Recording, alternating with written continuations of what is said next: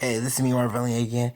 I want to do a short recording of Dragon Ball Z, the animated movie, which I actually went to theaters to go see. Now, this is something I would not normally have gone to go see because I didn't really follow the series growing up. To me, the series was always around in some shape, form, or fashion, and my family members that loved it and they watched it.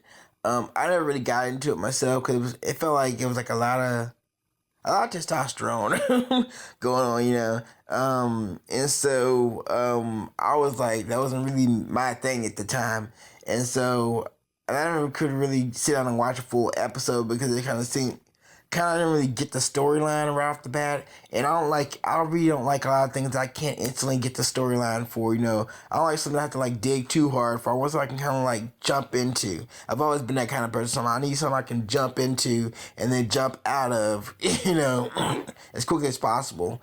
And so I don't want to put too much effort into trying to learn, a big convoluted storyline. And that's what it kind of felt like for me every time I would see it. It's like, there's so much to learn. One time I actually had my cousin actually explain it, or try to explain it to me.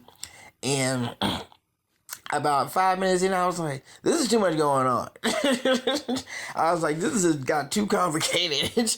And I think it's one of those type of things where it's a show where people that are really, really strong fan base for, and it's the type of fan base where they sit down and they could probably like literally go over, saga by saga, what was the best, what was the worst, why this worked out this way, what could have happened if this would have happened, and it's they could really like passionately discuss about this particular series. Obviously there's a lot of love for this series because it keeps coming back. It's right now, it's in like it's still on television now. I don't think they make new ones. I think they just edited versions of it and put it on American screens or whatever. And so one of my friends wanted to go see it, and I was like, well, and then another friend wanted to go see it, and I was like, no, I'm always kind of been aware of it, but I never actually like really took time to really invest time and really try to understand it. And so I was like, what, I'll go, because why the hell not? How often am I ever gonna go see something like this? And so I was like and basically it was like one of the deals where they're only going to show it a few days and then it's going to be out of theaters. And so I was like, I'm going to make this happen right now. And so I went to see it, and I wasn't really sure what to expect. I thought it was going to be, it was a little awkward at first. I'm like, because I'm basically in fanboy territory, because I can tell like there's a very particular audience for this kind of movie. And I kind of forgot that it was going to be like that before I got there. And so I got there, I was like, and I kind of took it, I was like, yep, this feels like that kind of environment. And it's kind of hard to describe. It's like a feeling that you get when you're around people who are really hardcore for a particular type of or certain kind of fan base. Each fan base has a general fan type, I've noticed a lot in most cases. And you can physically even look at a lot of these general fans of certain TV shows, series, comics, movies, whatever they are, and they fit into 2 or 3 archetypes, and it just a lot of time without fail, whatever, even if it has a following to it, generally there's that perfect or quote unquote general fan that you can describe and what they would be into, what their other interests are, and it's kind of like, it's just trends I've noticed or I've seen over time. And so I was like, okay, I kind of forgot this. I kind of got to realize where I'm at, what type of people are actually going to generally be fans of it. And it doesn't say anything good or bad about it, it's just that just things you notice. And so I went in the first few minutes I was kind of like, am I gonna really be able to enjoy this? 5 minutes, I'm like, I'm not really. I can kind of tell, the movie's always been made for the fans, and so there's gonna be like a lot of little, I won't call them Easter eggs, but a lot of little references here and there that I'm not gonna get because I didn't watch the series. I didn't grow up on the series like all these people in the audience probably have, or I hadn't seen every single episode, or I didn't, buy the video game or seen the previous incarnations, so I really can't sit there and discuss hardcore about this topic. All I can really do is just kind of go off of what I'm learning as I go. And so I went and I saw, and I see why people like the series. Yeah, there's a lot of action going on. There's a lot of characters going on too, and I think it's kind of like a little family for them. For people that watch them, these characters, they love these characters, obviously. They're all kind of quirky in their own little ways, and there's like they all have our little sub stories, like why they're there and how they got there. And I think it's kind of like a reunion of family members in a sense. When this movie came out, I was like, I don't think they've made any Dragon Ball Z episodes in a while.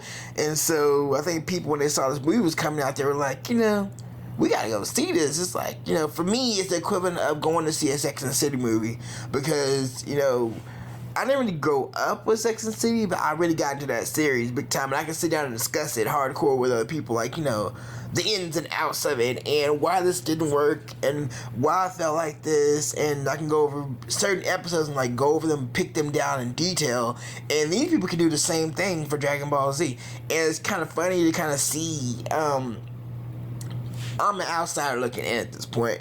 So to see, they feel this passion, and just like I feel passionate about Sex and the City and Buffy, I feel pretty passionate about those two series, and that's how these people felt that I'm sitting there and watching the movie with.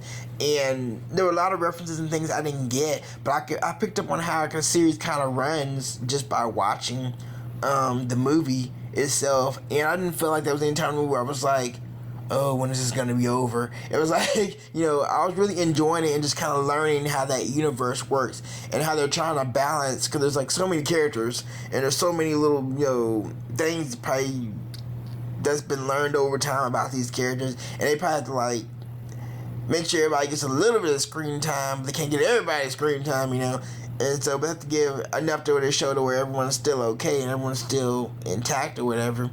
And so, I liked it. I wasn't sure what to really expect. I thought I was going to be like, I won't say bored, but I was going to be like kind of lost about it. And there's still a lot of things I don't know about the series. But I think the movie was a good way for people, even people who like are totally brand new to it, to kind of be like, okay, I kind of get this, and maybe I could get into this if I wanted to in the future. It wouldn't be so inaccessible to me. I don't feel like I have to be like, this hardcore anime fan in order to get this thing. I think I could actually maybe enjoy this if I were to settle in and try to like watch it on my own at some point. And so, but yeah, I totally understood why people love this series. And yeah, they like, again, they have all these powers and stuff, why not? But they're still human. And so they still show all these different, human flaws. And, they're silly, and they're jealous, and they're a little off, and they're like, but I picked up on that on a lot of anime series. I can't even find I say human, but American series, these characters, you typically have characters, or these characters have these really, really, one or two things they're really, really, really good at, and they're great at it, but in other areas, they're like off, they have weaknesses, they have strengths and weaknesses like most humans. I think that's what the series kind of wants to show, is that, no matter how powerful you think you are, or that you try to become, you're always going to have things that you're not good at, and so that's just always going to be a part of life. That's part of being human, and I think they were trying to like say approve or say a thing or two in the movie without beating it over your head about it. And I kind of appreciate that. I always kind of appreciate whenever like there's something going on but they're actually trying to reference to something else, like showing like trying to like not so much teach you but just kind of make you think a little bit, like like for instance, what's the point in having all these working so hard to become so strong as he proved in the movie, but yet, there's this new power level or whatever that he can't, no matter how hard he works, he can never reach it without someone else. And he just kind of realized, so you temporarily becomes this god or whatever. And yeah, it feels great or whatever, but at the same time, he's kind of like, but this isn't my power, and so I can't reach it on my own. I've just spent my whole life trying to work to become like this super thing, and or Super Saiyan, I guess they call it. And I'm no matter what I do, I'm never gonna reach this power level, without other people. And so it was interesting, and I liked it. I really did like it, and I would watch it again. I think it would be fun to watch again. And I wouldn't think I would ever really would say that about something, a series that I didn't like, wasn't like hardcore on when I was growing up. Even though I saw it around me, and I really like, you know, tried to like become part of it or whatever. And so it was interesting. It was interesting. I'm glad I went. It kind of allowed me to kind of experience something different that I would not have ordinarily just like jumped into on my own. So this is me, Marvin Lee. Dragon Ball Z, the movie, baby.